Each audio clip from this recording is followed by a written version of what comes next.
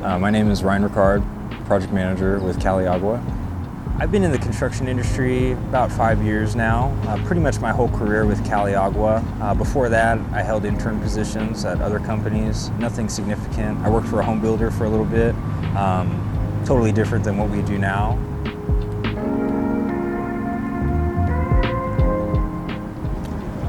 I wanted to work for Caliagua because just the culture of the company.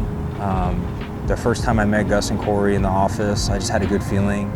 I felt like they respected me, and they wanted me to be there. I wasn't going to be just a number at the company. So the culture and just the people in the office, I would say.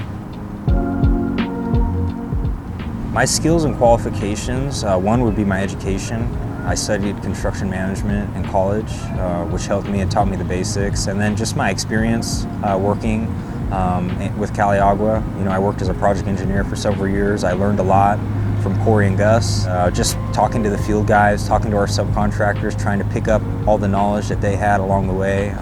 It's taken me far. So. Every job has unique challenges. It kind of just depends on the job and where it's at, the location. That's the first thing, is kind of identifying that stuff, and that happens during the estimating process. Looking at those things and trying to mitigate those risks as much as possible.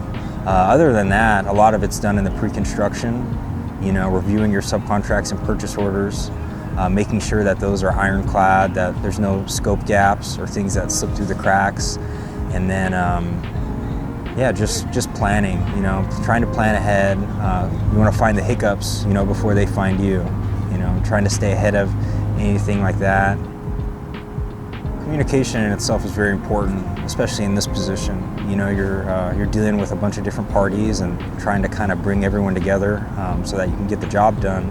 But in terms of the frequency of communication, I think that depends. It depends on the phase of the project, the type of project. At a minimum, we have weekly meetings, with owners, with subcontractors. But if things are in a certain point in the project where it's critical or there's more going on, you might have to talk more frequently. You might have to talk every day.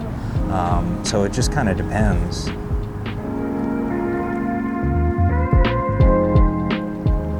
I think safety is important because obviously the most important thing is that everyone goes home at the end of the day. This is just a job, and nothing is more important than the safety of our employees and even our subcontractors. Everyone kind of falls under us in the general contractor position. So.